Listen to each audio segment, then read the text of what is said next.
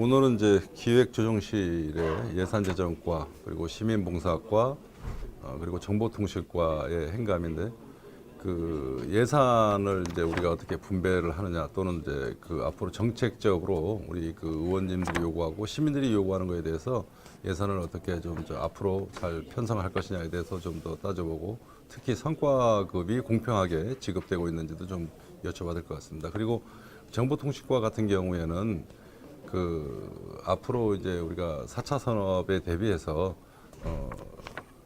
우리가 그 좋은 기술력을 확보하고 또 그런 것을 뒷받침해 주는 것들에 대해서 심도 있게 좀 논의해 볼 생각입니다. 수원시의회 행정사무감사 및 조사에 관한 조례 제2조 규정에 따라 기획조정실의 예산재정과 시민봉사과 정보통신과와 서울사무소에 대한 2017년도 행정사무감사를 시작하겠습니다.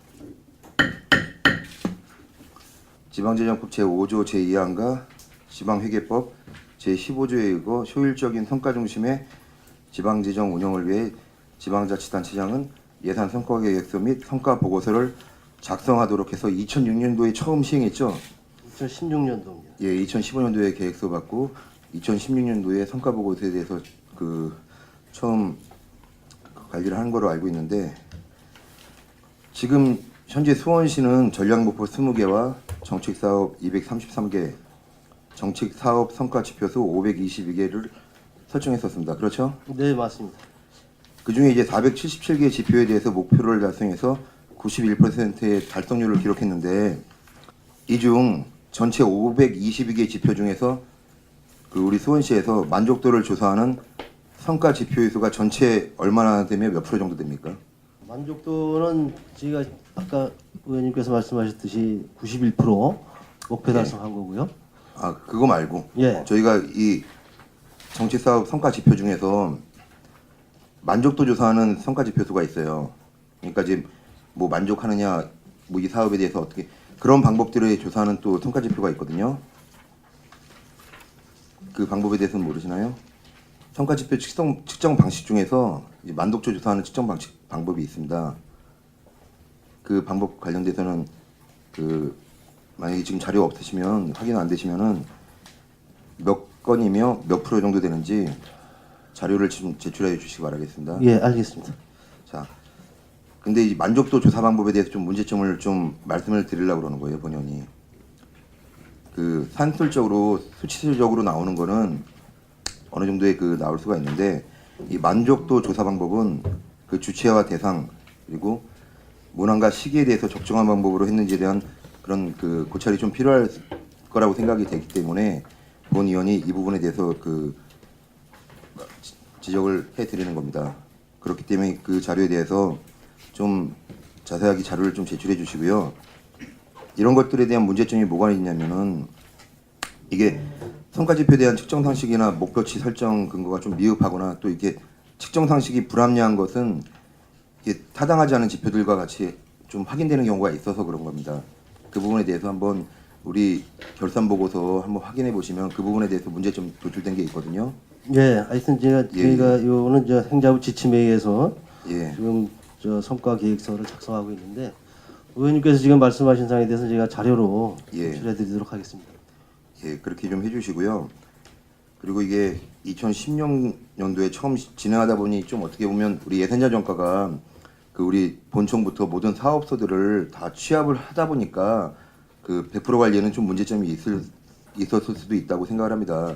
또 첫 해 시행하다 보니까 그런 시행착오도 있을 수도 있고, 그렇지만 그 이처럼 성과 보고서를 좀 검토해야 하고 그 또 성과 계획서를 잘 짜야 되는 이유가 뭔지는 알고 계시죠? 예, 예. 예, 우리 시의 재정 운영의 투명성 및 또 그 책임성을 제고하기 위해서입니다. 그렇기 때문에 지난해 예상 집행과가 내년도 예상한 수립 전에, 그러니까 금년에 그 성과 계획서 지금 취합하고 있죠. 예, 그렇습니다. 그래서 저희가 연말에 정례회 때 제출할 계획입니다. 예, 그렇기 때문에 좀 금년에는 시행 그 1년차를 지났기 때문에 내년도 2017년도 성과계획서 작성 시에는 좀 그 지금보다는 좀 완비된 제대로 된 그런 성과 계획서가 나올 수 있는 시스템이 구축될 수 있도록 우리 이태경 주임께서 좀 노력을 좀 해주셔야 될 것 같습니다.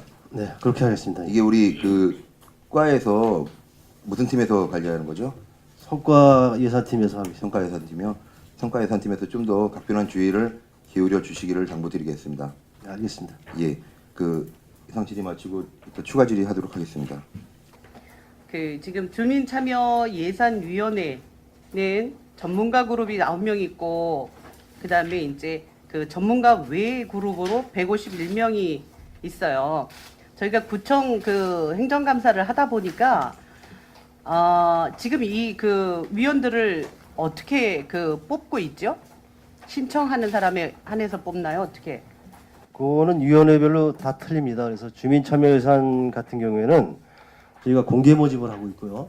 또 공개 모집 내지는 의회나 각종 그 시민단체에 추천을 받는 경우도 있고, 보조금 심의위원회나 재정기획심의위원회 같은 경우에는 이런 지방재정 아니 우선은 그 주민참여위원회만 먼저.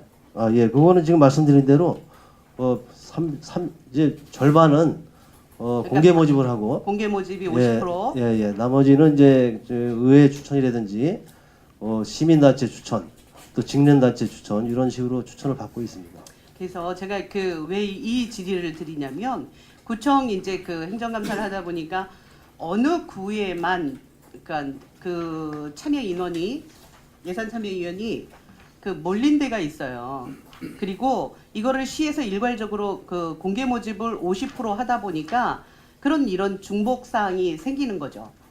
그러니까는 그 위원회별로 이제 뽑는다고는 하지만 이게 이제 그렇게 되는 거예요. 그래서 그 본의원이 제안을 드리면 이제 이거를 어찌됐든 그 시에서도 필요한 인원은 하지만 되도록이면 좀 줄이고 구에서 올라오는 인원으로 이렇게 해주시면 어떨까 하는 생각이에요. 왜냐하면 구에서 그러다 보니까 이제 중복이 되면은 어느 구로만 한쪽 그 인원들이 몰리게 되는 상황이 네. 생겨서 그 예산도 마찬가지로 그 구 배분이 안 되고 한쪽으로만 그렇게 몰리는 경우가 있더라고요. 그래서 제가 그 상황을 이제 나중에 그 자료를 요구를 할 텐데 그러다 보니까는 이제 그 소외되는 구에서는 예산은 매일 없다고 그러고 또 이제 그 중복되는 부분에 대해서는 그 다른 구만 어떤 더 혜택을 받는 이런 상황이 생기는데 그거에 대해서 증인은 어떻게 생각하세요?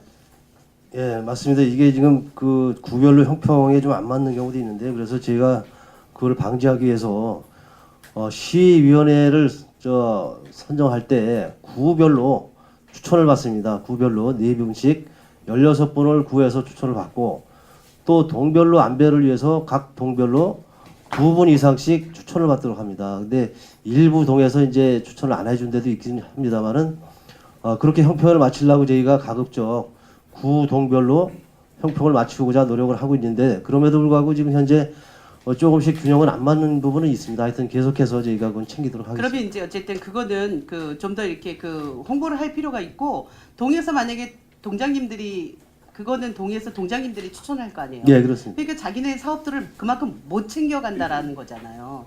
그래서 제가 구하면서 느낀 게 그 동에서 결혼이 많이 나오고 어느 동에 한쪽으로 이렇게 몰리는 인원들이 있더라고요. 예. 그래서 그 형편도 좀 맞춰주십사 하고 그 구청장님한테 요구는 했는데 이게 그러다 보니까 이제 예산이 좀 전에 말씀드렸듯이 예산이 한쪽으로 쏠리는 그렇게 그래서 이제 균형이 안 맞는 그런 상황이 생기는 거죠. 그래서 그 이번을 계기로 좀 더 명확하게 그 부분을 그 구나 동에 설명을 하셔서 고루 안배가 될 수 있도록 해주시면 알겠습니다. 좋겠어요. 무슨 말씀인지 알고요. 저희가 그래서 동별로 그 찾아가는 설명회도 하고 각 단체별로도 하고 다양한 방법으로 지금 홍보도 하고 있습니다만은 지금 의원님 말씀하신 대로 그런 거를 부족한 점을 채우기 위해서 계속 노력하도록 하겠습니다. 네, 수고하셨습니다. 이상입니다.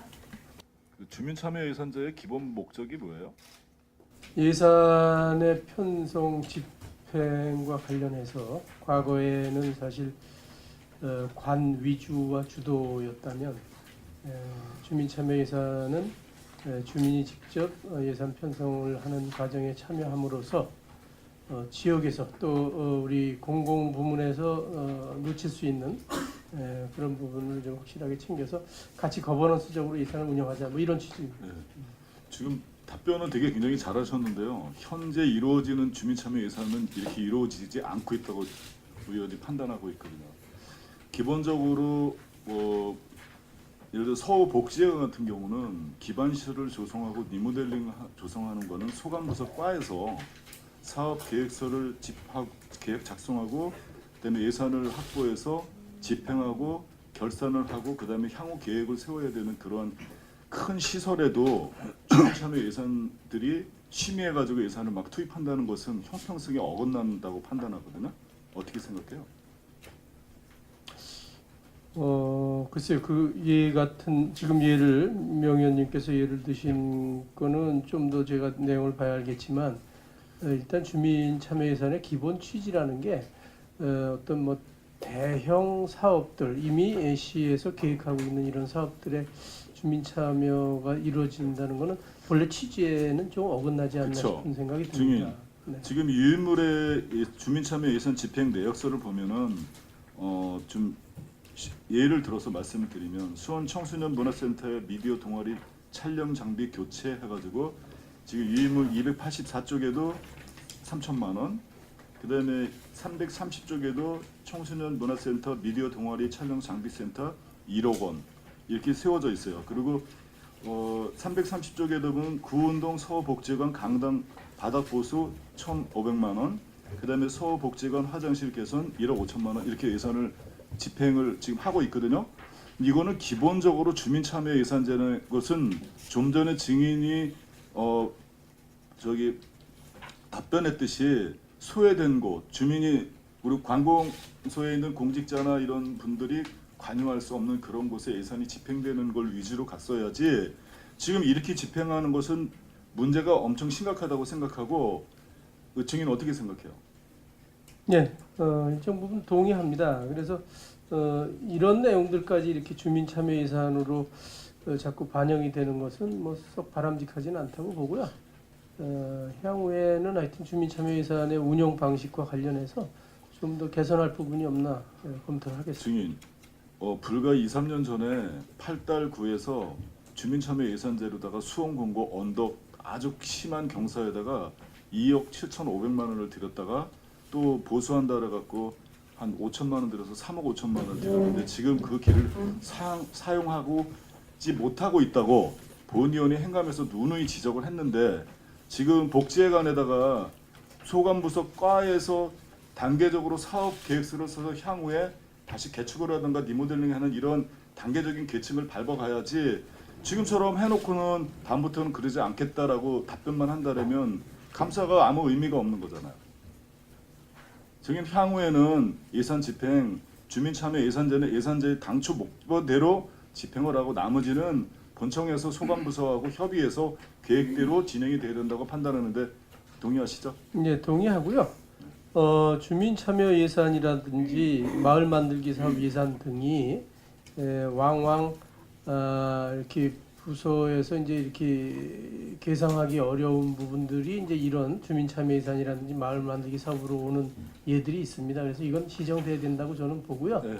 예, 앞으로 하여튼 저희가 예산 편성 작업이나 하면서 그런 거는 면밀하게 검토하겠습니다. 네, 꼭 시정을 해주셔야 될 부분이 예산을 집행하는 게 중요한 게 아니라 예산을 집행한 후에도 향후에 지속적으로 유지 관리를 해야 되는 그런 부분이 있기 때문에 철저하게 예산을 집행하는 과정에도 관리를 해야 되겠지만 선정하는 과정에서도 잘해야 되고 주민참여 예산 당초 목표대로 이런 기반 시설을 조성하는 것은 소관부서에서 실무 과에서 할 수 있도록 시정해 주시기 바랍니다. 네, 그렇게 시정이 나가도록 하겠습니다. 예, 감사합니다. 이상 마치겠습니다. 지금 존경하는 명기현 의원께서도 목적에 대해서 여쭤봤는데 저도 거기 부합되는 얘기라기보다 제가 느꼈던 얘기를 하면 여기 지금 주민 참여 예산이 그 쓰여지는 곳이 우선순위가 여기 나와 있고요. 내역도 나와 있는데 어떤 순위로 어떻게 진행되고 있는지 설명을 듣고 싶습니다. 예, 지금 저희 박흥식 실장님께서 자세하게 말씀을 드렸습니다만은 주민 참여 예산 사업은 이제 말 그대로 우리가 생활 속에서 주민들이 그 불편한 상황이 돼서 우리가 실무 공무원들이 미처 발견하지 못했던 사업들은 이제 제한을 받는 사업이 되겠습니다. 그렇지만 그 범위는 없습니다. 이게 뭐 장기 사업, 뭐 대규모 투자 사업 다 해당이 됩니다. 저희가 관리를 다 각각 하고 있습니다. 근데 방금 전에 말씀드린 그 서울복지관 같은 경우에도 그 주민들이 이용하는 주민들이 다수 주민들이 그런 상황을 요구를 했기 때문에 이거를 우리 참여예산 위원님들이 이제 그거를 캐치하고 그 사항을 이제 요구 사업으로 하게 된 상황이고요. 우리 시에서 하는 사업이나 주민 참여 예산 그 제한된 사업이나 똑같이 심사해서 우선순위를 같이 선정을 하는 겁니다. 그래서 나름대로 해당 부서에서 검토 의견을 받고 또 의원님들이나 그 지역 주민들 의견도 수렴하고 현장에도 실사도 하고 이런 과정을 거쳐서 똑같은 그 심사 절차를 거쳐서 이렇게 책정을 하고 있습니다. 근데 여기 보면은 289쪽에 보면 우선순위 목록이 나와 있습니다. 거기 보면은 거의 다 보면 CCTV 설치가 우선순위로 들어가고 있습니다. 거기에 대해서는 어떻게 생각하십니까? 예, 이게 초창기에 이제 CCTV 건이 많이 들어와서 네. 이게 좀 문제가 좀 있었습니다. 그래서 실제로 그 우리 CCTV는 도시안전통합센터에서 그 하는 절차가 있는데 그 시기하고도 조정이 좀 안 되고 해서 나름대로 저희가 그 참여예산위원들하고 토론회를 통해서 최근에는 이제 CCTV는 참여예산에서 제외하는 걸로 이렇게 좀 결정이 됐습니다. 네, 그 다음에 지금 주민 참여 예산제가 7년차 되고 있지 않습니까? 네 그렇습니다. 그럼 여기에 대한 문제점과 효율성은 어떤 것이라고 생각하십니까? 지금 7년 차가 돼서 이제 많이 저희가 전국에서는 그래도 가장 모범적으로 운영이 된다고 해서 그 여러 군데서 이제 저 벤치마킹도 많이 오곤 하는데요. 그렇지만 아직도 여러 가지 문제점은 있습니다. 그래서 지금 우리 참여예산 위원들은 나름대로 더 많은 그 참여를 하고 싶어 하시고 예를 들어서 투자 사업에 대한 뭐 모니터링을 비롯해서 또 예산 심의에도 이제 관여하시고 싶은 그런 욕심은 있습니다.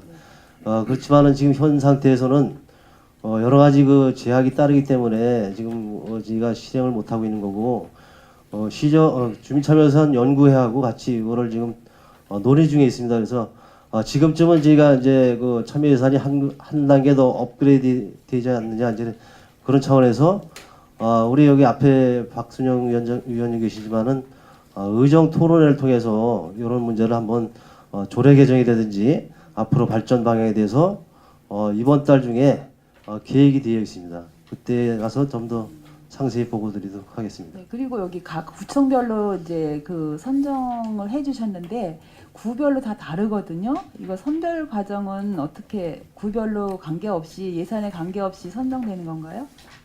그렇습니다. 이게 지금 저 뭐 구별로 꼭 구분하는 건 아니고요. 네.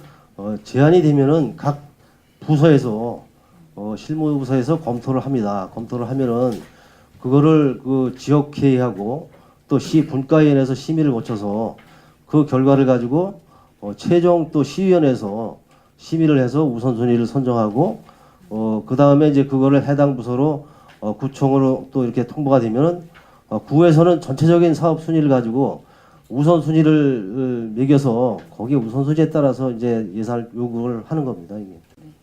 앞으로도 우리 수원 시민들이 진짜 주민 참여 예산으로 어떤 그 불편함이 없이 해주시기를 부탁드리겠습니다. 네, 알겠습니다. 네, 이상 마치겠습니다.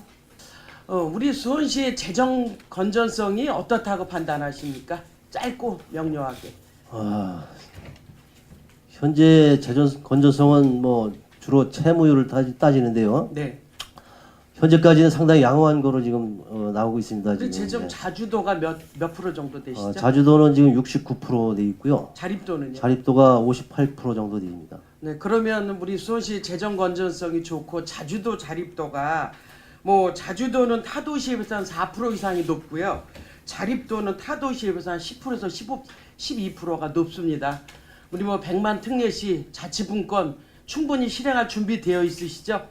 네, 그렇습니다. 예. 예, 그 준비가 되어 있다고 보고 우리 담당 공직자들이 그 준비를 하시라고 무한한 노력을 하셨다고 생각하고요. 또 한 가지 여쭙자면 우리 예산을 쓰다 보면 수원시인지 4개 구청 예산이 수원시 전체의 약 10%입니다. 2,030억 원 정도 돼요. 알고 계시죠? 예, 예. 그래서 장안구가 497억 원, 건성구가 587억 원, 팔달구가 498억 원, 영통구가 448억 원이라는 그 예산을 쓰고 있는데 이게 이제 구별로 플러스 마이너스 한 139억 원의 차이가 있어요. 이 차이가 있는 근본적인 이유가 뭘까요? 아, 그거는 이제 주로 지역별 특성 때문에 네. 예를 들어서 그 건성구 같은 경우에는 지금 상당히 그 낙후되어 있는 지역이 있기 때문에 거기에 도로나 유지 관리비가 상당히 많이 들어가고 있습니다. 다른 지역보다. 환경 개선 사업에 많이 쓰여지고 예, 예, 있고. 그렇습니다. 예. 예, 그다음에 가장 적게 차지하고 있는 영통구 정도는 가장 많은 비율이 어디에 쓰여지고 있나요? 영통구도 뭐 다 비슷합니다만 이제 그런 지금 도로 환경 네. 그런 데서 좀 차이가 나지 않나 이렇게 생각이 됩니다. 우리가 늘 얘기하는 게 그 얘기를 하는 거예요. 중앙정부에 요구하는 게 중앙정부 예산보다 지방자치단체 예산이 국민 실생활하고 가깝다. 피부로 느끼는 예산 집행이다고 말하듯이 우리 수원시 예산은 약 한 100억 정도가 늘었죠. 수원시 예산이 약 1000억 정도가 늘었네요. 전년도 대비해서. 그런데 구 예산 한 200억 정도가 감소가 됐어요. 왜냐면 사실은 구 예산도 실생활 주민들하고 피부에 와닿는 예산이라고 우리가 역추산해서 보면 되는 거거든요. 근데 수원시 예산은 1000억이 증가했으나 구 예산이 한 200억 원이 줄었다 하면 평균자마 한 개 구에 50억에서 60, 70억 원이 줄었다는 건데 이거는 구에서 주민들에게 실행할 직접적인 예산이 줄었다는 거거든요. 이거에 대한 해소책이 필요한데 내년에 어떻게 이 해결책을 만드시겠습니까? 저희가 구 예산을 별도로 일부러 감축한 건 아니고요. 네. 그거는 뭐 예년하고 거의 같은 수준으로 편성을 하고 있습니다. 근데 다만 최근에 그 시에 대규모 투자 사업이 많이 지금 증가가 되고 있습니다. 예를 들어서 네, 네. 농수산물 도매 시장이라든지 예. 수인선 재화 사업 여기에 지금 상당히 많은 채무 발행을 해서 사업을 하고 있는데 거기에 그로 인해서 이제 사업비가 많이 증가가 됐고요. 예. 또 최근 그 컨벤션 센터나 또 그 북선 민자도로 그런 사업비로 인해서 그게 지금 사업비가 지금 예산이 많이 증가가 됐습니다. 그렇지만은 구 예산을 저희가 뭐 일부러 감축하거나 그런 건 없고요. 하여튼 저희가 형평에 맞도록 구에 절대로 뭐 저희가 예산을 더 빼서 시의 예산 더 투자하는 거 그런 건 아니고요. 저희가 형평 있게 하도록 하겠습니다. 왜냐하면 저희도 우리가 늘 얘기하듯이 주민들과 함께하는 실생활 예산이 중요하다고 얘기하는데 본 의원이 이제 전년도 대비해서 올해 예산을 쭉 이제 분석을 해보니 구 예산이 주민들하고 실생활에 와닿는 건 당연하고 그 과별로 편중된 예산이 필요할 때 안전건설과나 지금 안전이 굉장히 대두되고 있는 시대라서 안전건설과나 그다음에 경제교통과 쪽으로는 지금 뭐 긴 얘기를 할 수는 없지만 그 예산 편중이 더 필요하다고 보고 본 의원이 느끼는 게 어느 직책이든 공직자의 배분이든 예산의 쓰임새든 한쪽으로 너무 편중돼 있어서 고르게 한번 만져보는 예산의 집행이 필요하지 않을까라는 생각이 듭니다. 본인이 분석한 것과 우리 예산재정과의 그 분석자를 함께 볼 테니 서로 이게 상생하면서 부족한 곳을 채워가는 곳을 하겠으면 좋겠습니다. 예, 알겠습니다. 예. 네, 우리 현재 김경- 구의 예산을 보면은 이제 안전건설과하고 이런 그쪽에 상당히 많이 편중이 돼 있죠. 부족함을 느끼시죠? 예, 그렇습니다. 네, 네. 그래서 우리 이채경 증인께서 성실한 답변을 하셨기 때문에 거기에 대한 서로 부족한 것을 보완 개선하는 것으로 대답을 듣는 것으로 하겠습니다. 네, 알겠습니다. 네, 이상입니다. 고맙습니다. 추가 근무 시간이 140시간이에요. 물론 이 교대 근무라는 특성이 있으니까 뭐 이럴 수 있다고 보고요. 또 행감자료 133쪽 연번 10번 보면 김모모 씨는 95시간 하거든요. 이곳은 자원순환센터입니다. 이게 근로시간이 너무 많아서 혹시 출결 관리는 카드로 하나요? 아니면 지문으로 하나요? 출결 관리를 지문으로 하지는 않겠고요. 실질적으로 그 자원순환센터 같은 경우 센터나 주차 사업부가 근무 시간이 각각 달라서 자원순환센터는 특별한 일이 없으면 정해진 근무 시간 8시간만 근무를 하도록 그렇게 하고 있고요. 주차 사업부도 이제 사업장마다 다릅니다만 어떤 사업부는 한 사람이 뭐 9시간, 10시간만 하는 경우가 있는가 하면 어떤 사업장은 3교대 근무를 하게 됩니다. 그러다 보니까 3교대 근무하는 데서 한 사람이 갑자기 뭐 병가를 낸다든지 이럴 경우에 다른 사람이 채워줘야 되는데 저희가 기간제 근로자 꼭 활용을 하고 있지만 그게 날짜별로 채워서 근무하기 상당히 어렵습니다. 그러다 보니까 그 중에서 한 사람이 이제 근무를 더하게 되는 그러다 보니까 이제 100시간이 넘는 경우가 생기는데요. 기본적으로는 이제 그게 잘 맞지 않습니다만 더러는 이제 초과 근무를 원치 않는 사람이 있고 어떤 사람은 1시간이 더해서 자기 이제 이 수익을 좀 늘리는 사람이 있다 보니까 더 이렇게 편중되는 경우가 생기는데 이제 앞으로는 이런 것들을 어쨌든 일자리를 최대한 초과 근무를 기본적인 이상 들어가는 걸 줄여가지고 일자리 나누는 형태로 해서 좀 단시간 근로자라도 일자리를 늘려나갈 계획으로 그렇게 하고 있습니다. 그 근로자들이 연초과 시간에는 제한이 있는 거로 알고 있어요. 그래서 이제 돌아가면서 예. 그걸 나눠주는 거로는 알고 있는데 그래도 이제 자료를 살펴보다 보면은 월 60시간 이상 사업부별로 근무하시는 분들이 여러 분 계시는 게 많이 있거든요. 예. 그래서 이거에 대한 그 대안을 마련해 주셔갖고 행감 끝나기 전까지 좀 서면으로 보고 좀 해주셨으면 좋겠습니다. 연구조사에 의하면 주 50시간 이상 근무하는 분들이 이제 정신적으로나 육체적으로 굉장히 힘들어 하시는 것 같고 또 보면 어떤 사업부서에서는 그 달에 굉장히 많은 초과 시간 근무를 하고 퇴사하신 분도 있고 해요. 그래서 이게 혹시 오해의 소지도 있고 하니까 분명히 대안을 마련해 주셨으면 좋을 것 같고요. 거주자 우선 주차에 대해서 잠시 물어볼게요. 그러니까 보통 주택가 일반 상정가 앞 거주자 우선 주차 구역에 상품이나 아니면 적치물을 쌓아두는 경우가 있어요. 행감 때마다 여러 번 말씀을 드렸는데 이게 보면 저희 지역구뿐만 아니라 지나다니다 보면 그런 곳이 점점 늘어나고 있거든요. 이거에 대한 단속 실적은 있나요? 저희가 수시로 단속을 하고 있습니다만 사실은 그게 뭐 저희가 특별하게 이 행정적인 그런 이 처분할 수 있는 권한이 없다 보니까 단속하는 시간 정도에는 이제 다시 원위치를 했다가 또 이제 지나가면 다시 설치하는 그런 경우들이 있습니다. 그래서 그거를 주차장을 저희가 관리하니까 저희가 그 단속을 저희가 하는데 그거는 그 구청하고 협의를 해서 꼭 주차장이 아니라도 도로상에다가 블록 방치하는 부분에 대한 행정 처분을 해나가는 방법으로 그렇게 같이 논의를 하겠습니다. 단속 업무는 구속 아닌 거죠? 그 일반 도로상의 단속 업무 구사하지만 지금 주차장에 있는 거 저희가 합니다. 실적은 있나요? 뭐 실적이 그렇게 많지는 않습니다. 한 12건 정도 되는데요. 그거는 가서 즉시 시정이 되면 그거는 뭐 실적으로 잡지 않고 비시정이 되지 않은 부분들을 별도로 관리해서 조치한 부분들만 실적으로 잡다 보니까 건수는 많지 않습니다. 상점 앞에 이제 하나를 배정받는 게 아니라 3개, 4개 배정을 받으셔갖고 이제 그렇게 대규모로 하시는 분들도 있어요. 그러면 가장 좋은 방법은 제 생각에는 단속 실적을 근거로 해서 몇 회 이상 적발되고 하면은 아예 신청을 받아주지 않는 방법이 좋을 것 같은데 또 24시간 아예 받거나 근데 보통 저희는 주간이나 오후나 야간이나 그렇게 나눠서 받잖아요. 그거에 대한 대안을 마련해서 그것도 부도로 보고해 주시기 바랍니다. 예, 알겠습니다. 별도 예. 보고 드리겠습니다. 이상입니다. 공직자 숫자가 그 울산이나 다른 도시에 비해서 얼마나 부족하다고 보십니까? 거의 뭐 2배 정도 부족한 걸로. 1,000명이 늘어도 그 풍족함이 없는 것이죠. 예, 그렇습니다. 근데 1,000명 안 늘려주잖아요. 예. 이제 그렇게 될 때에 1,000명이 늘어난다. 예를 들어서 100명이 늘어난다 그러면 평균 연봉 5천만 원, 그러니까 들어가는 돈까지 하면 이제 그 유지 관리비까지 하면 5천만 원을 잡더라도 100명이면 1년에 50억이 들어가는 겁니다. 맞죠? 예, 예.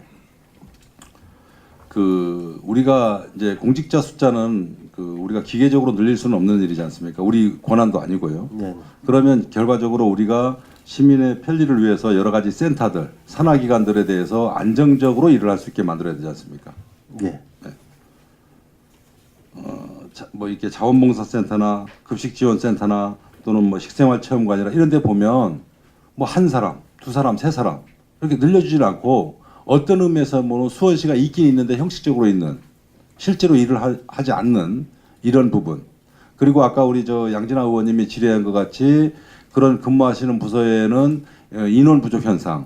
그런데 함부로 늘리지 못하는 이런 일들이 이제 그 비일비재합니다. 예를 들어서 우리가 그 뭐 50억이든 100억이든 투자하면 이게 다 해결이 되는 문제이죠. 근데 이걸 하지 않는 것에 대해서 그 의견을 한번 줘보십시오. 그러니까 산하기관의 그 추원 문제 또는 비정규직의 정규직화 이런 아니 거를 비정규직도 없는 거예요. 이거 센터에는 비정규직도 없는 거예요. 인원이 부족하다는 거죠. 예, 어쨌든 요즘에 지금 각 산하기관에서 그 인건비가 상당히 증액돼서 올라오고 있습니다. 이제 물론 지속적으로 목표까지는 안 됩니다만은 증원도 하고 있고 또 최근에 정권이 바뀌면서 지금 일자리 창출 차원에서 그런 부분에 대해서 저희가 전체적으로 조사를 해서 파악을 하고 있습니다. 그래서 거기에 대한 거는 저희가 예산 반영해서 충분히 할 수 있도록 알겠습니다. 박광식 증인께 질문하겠습니다. 지금 이제 산하기관들이나 또는 이렇게 센터들을 점검함에 있어서 해당 상임위에서 이제 예산 승인을 합니다. 이제 어떤 경우에 예산 삭감하기 벌이기도 하고 그러면 이제 급여에 문제가 생깁니다. 그런데 이렇게 급여 나가는 것은 통체적으로 봐서 우리 의회가 전체적으로 논의를 하고 건들지 말아야 되는 것 아니겠습니까? 예를 들어서 우리가 예산 심의를 하는데 지금 공직자 급여 나가는 게 한 1,500억 이상 되죠. 이거 심의 안 하잖아요. 각 상임에서 심의 안 하잖아요. 이 부분, 그러니까 안정적으로 하려면 이 부분 산하단체나 이 산하기관에 대해서 예산 심의 어떻게 하실 건지 한번, 그러니까 예산을 어떻게 이게 앞으로 편성해서 좀 패러다임 바꿔야 되지 않겠습니까? 인건비와 관련된 부분을 예. 말씀하시는 건가요? 예. 지금 이제 인건비 예산 책정과 관련해서는 양면이 있죠. 지금 이제 위원장님이 지적하신 대로 수원시는 전체적으로 인원은 많이 부족합니다. 공공부문이나 아니면 산하기관 단체도. 하지만 또 인건비를 계속 늘릴 수 없는 부분은 예산 운영의 건전성 뭐 등등과 관련이 있어서 이 문제는 저희가 예산 책정 전에 그 인건비 부분과 관련된 것은 별도로 한번 의회와 상의하는 그런 절차도 필요하지 않나 판단이 됩니다. 예, 알겠습니다. 답변 감사합니다. 6월 5일 날 수원 도시공사 사전 설명회를 했었죠. 예, 있었습니다. 그 조직 변경에 이제 여러 가지 준비를 하시고 계신데 지금 진행 과정이 어떻게 되고 있죠?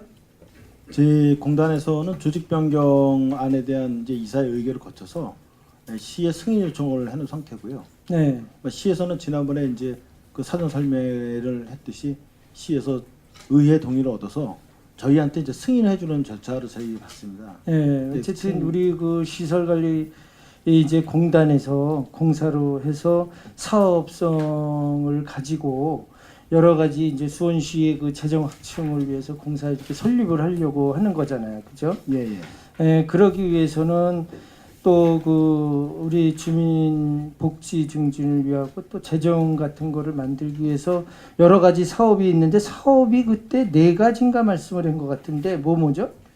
네, 먼저 1차적으로 추진된 사업들이 서수원 생태 복합단지 개발하고요. 네. 왕포역 환승주차장, 화서역 환승주차장, 그다음에 사이언스 파크 이렇게 4개 사업을 대상으로 하고 있습니다. 그 사업이 공사가 되면 차질 없이 잘 준비할 수 있겠어요? 뭐 여러 우려하는 의견도 있습니다만 현재로 봐서는 이제 시에서 공영개발 사업을 지금 추진 중에 있는 상황이고요. 저희 공단에서 와도 추진하는 큰 무리 없이 운영이 될 거고. 우리 수원의 가장 큰 공사들인데 사실 사업인데 네. 한 번도 그 사업을 안 해본 공단에서 공사가 돼가지고 가능한지 좀. 현재로서는 이제 조직을 1개 부에 한 5명 정도를 시작으로 하고 시에서 관련 업무를 하던 분들은 파견받는 형식으로 해서 일단은 한 9명 정도로 지금 풀어나갈 계획으로 좀 진행이 되고 있습니다. 그 우리 지금 의원님들이 이제 그 부분에 대해서 공사가 되는 것에 대해서 맞다라고 하시는 분도 있고 그러지 않고 우려하시는 분들도 있고 사실 우리 시설관리공단에서 공사가 돼서 그런 사업을 했을 때 꼭 그 이익만 볼 수 있겠냐 만약에 이익을 보지 못할 때는 어떻게 그 처리할 거냐 이런 우려의 목소리도 굉장히 많아요. 예. 그런 부분에 대해서 혹시 뭐 생각해 본 적 있어요? 제가 현재로서는 이제 수원시정연구원에서 예비 타당성 조사한 결과를 가지고 지금 진행을 하고 있는데 그 결과에 의하면 한 4차년도 정도부터는 확정가 나는 걸로 지금 그렇게 판단이 되고 있습니다.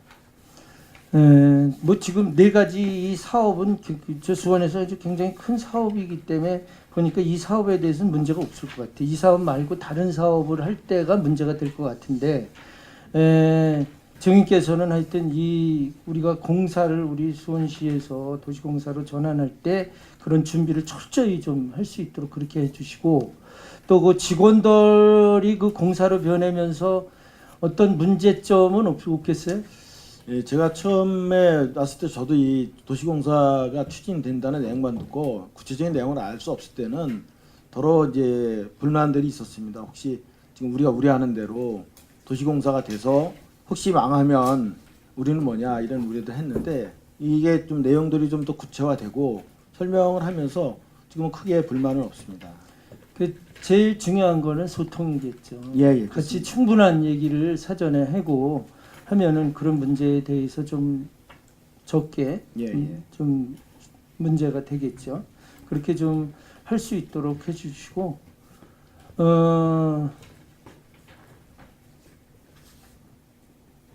그 행정적 절차 없이 예산 확보 되는 게 있어요? 그런 게? 저희가 네. 글쎄 뭐 현재 지금 이번에 행정 절차가 의회 동의안 들어온 거 관련돼서 예산이 기본적으로 편성되는 거는 있습니다. 이번에 추가 경정 예산. 추경에? 예. 그러니까 이번에 동의안 승인하고 연관돼서 같이 요구된 사항들이 있죠. 그 부분에 대해서는 우리가 예산 추경에 대해서 다시 이제 할 거니까 그거는 세밀하게 다시 보는 걸로 하고 공사 그 설립을 하는 측면에서 공공개발 그 사업을 정말 잘 우리 수원시에서 할 수 있도록 우리 도시공사가 잘 출범이 돼야 된다라고 생각을 해요. 그래서 염려도 되고 또 걱정도 되고 또 잘 될 거라고도 생각은 되지만 이 우려를 되도록이면 줄일 수 있는 거는 의원님들과의 소통 관계, 충분한 의논 또 거기에 관계된 많은 분들과 충분한 이해관계 이런 것들을 해서 우리 수원시가 좀 앞서가는 그런 공단에서 도시 공사로 그렇게 전환됐으면 좋겠습니다. 우려하시는 부분들을 제가 충분히 사전에 준비를 해서 잘 진행되도록 그렇게 하겠습니다. 네, 수고하셨습니다. 이상입니다.